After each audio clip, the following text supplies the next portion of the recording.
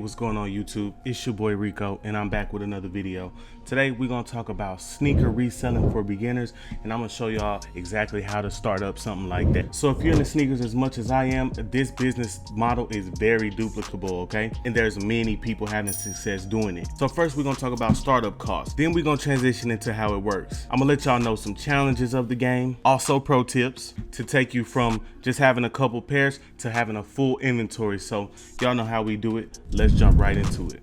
All right, so startup costs. So to start out, I would recommend you start with about $400 to $1,000 just to start out and get you your first set of inventory, okay? You can actually start with as little as 50 bucks, but you're gonna have to go further to refurbish that shoe to make it sellable, honestly. And outside of that money, what you're gonna need is time. And yes, time is an investment as well. So you definitely gonna need time to play the buy and sell marketplace game, and of course some gas money to drive around and look at different pair of shoes, different meetups and stuff like that. Other than that, there aren't really many startup costs, and that's what makes this type of business so cool, so great, is that, you know, the startup costs are real transparent. So that's what you're looking at. Now the whole idea is buying sneakers low and selling them high. And I know you're thinking like, bro, where am I supposed to get sneakers for the low? And I'm gonna tell you just how to do that. All right, so this is how you get shoes for the low. The first way I suggest is Facebook Marketplace. People are always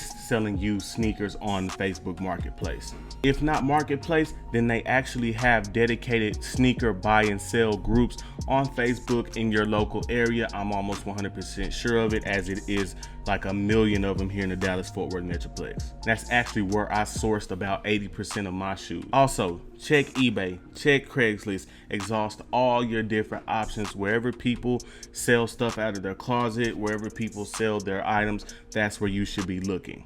All right, now you're probably thinking, okay, so how do I find out what these shoes are worth? And I'm gonna tell you that as well. So first, you're gonna check eBay for the value of a shoe. And so first, you're gonna check eBay for the value, right? You're gonna go in there and you're gonna type Space Jam 11s or whatever. If you're not 100% sure on how to find the value of something on eBay, I have a video that I'm gonna link right now that basically covers how you find the value of any product on this planet. Make sure though you check the listings and you check the condition of these sneakers, because it's very dependent on the price. So make sure you're checking that out if you're looking on eBay. Another place to look is Stockx.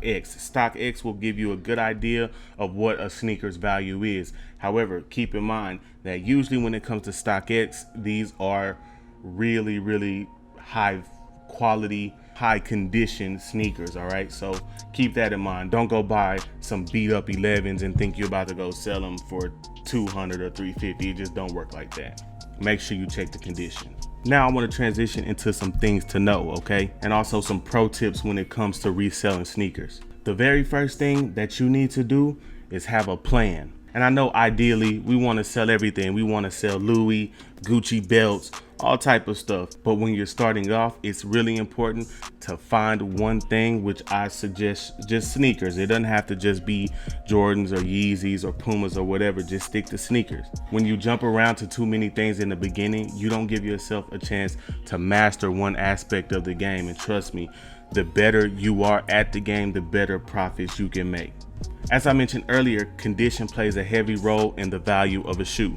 If you're not aware of the sneaker world slang, dead stock sneakers are sneakers that have never been worn before and are brand new. There's something called PADS, right? And it's basically an acronym for pass as dead stock. Of course, these are obviously shoes that are used but are in such good condition that they can pass as dead stock shoes. Those are the ones you should target. If you can get those all day, which honestly isn't realistic as on the used marketplace, but if you can get those, then that's what you want. So in the sneaker world, shoes are rated on a scale from 1 to 10, and everybody's scale is different, like everything.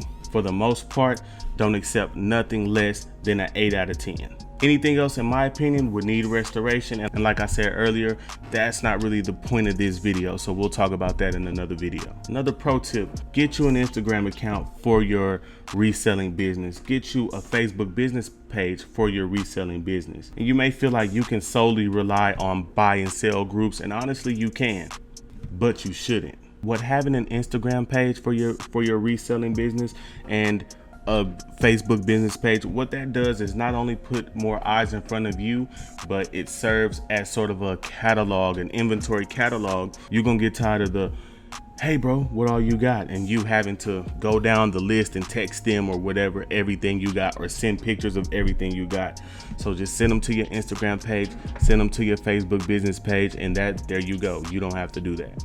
And the reason why that's important is because in this game, more so than any of the others that I've ever tried, word of mouth is still the most important thing. Word of mouth will blow you up. If you got good quality heat and your prices are decent, people are gonna tell people, hey bro, I got my shoes from him. Also, make you some business cards to put in the boxes so people know how to get back in touch with you.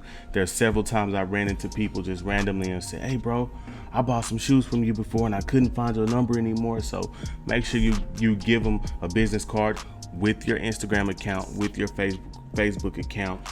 I also want to add that this business model isn't 100% dependent on you getting lucky in raffles or you being able to get chosen to cop new sneakers online.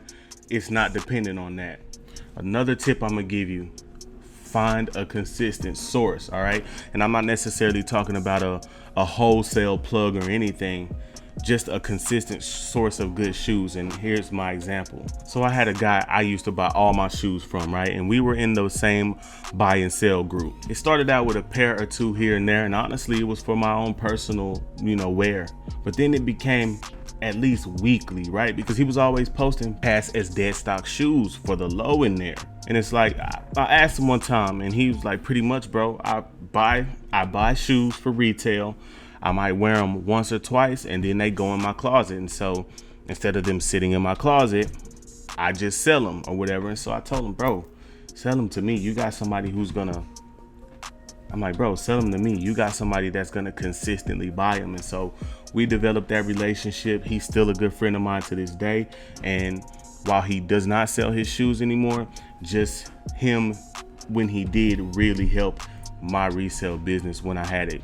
All right, so now we're gonna transition into some challenges. All right, safety. For some reason, the sneaker reselling game is really dangerous. All right, and it's always been an issue. Always meet up in a public place. Places I like to meet up at: Starbucks, McDonald's, on the inside where people can see us and there's cameras and everything. Another challenge. This isn't much of a challenge for me, but one of the most frequently asked questions I get is, bro, how can I tell if they're fakes? Me, because I've seen so many over my lifetime, I can pretty much eyeball it. But here's what you should do if you can't eyeball it. Google a picture of the actual shoe and then compare it to the shoe you're looking at. Trust me, it's gonna look off if it's fake. And while these knockoff factories have gotten really good at making replicas of the shoes, different things to look for is engraving, right? Sloppy engraving, stuff like that, and you'll be able to tell if it's fake or not. Another challenge that people run into really quickly is storage. All right, most people think they can jump in this game, get a couple pairs of shoes, and then they look up and, oh man, they've got 20 pairs and they don't know where to store them. So I highly suggest that you dedicate your garage or a single room in your house to your inventory. Also, make sure wherever your inventory is a safe place that people you trust are coming in and out. That's why honestly it should be your home. You shouldn't even leave them in the storage, because I've heard of people who did hustle shoes out of their storage and then their storage all got broken into. So that's gonna be it for today. I just wanted to give y'all the basics on how to jump in and start a sneaker reselling business today. So get out there, take your money, make some offers on some shoes, and see what you can come up with, and let me know in the comments what y'all come up with. So like always, man, if you like my content, please don't hesitate to like, comment, and subscribe. That would mean the world to me. Also, check out this next video if you're interested in sneaker botting or just any other aspect of the sneaker reselling game. So it's been real with y'all tonight. We're gonna sign out. Happy Friday. Let's get it.